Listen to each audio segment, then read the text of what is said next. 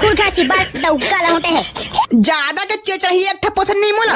एक तो लड़के के काव काव डौकी काव काव जा मोरो गुड़ाखू डब्बा लेके आवे। मंजन मारे तब शांत होई मर गुस्सा हा।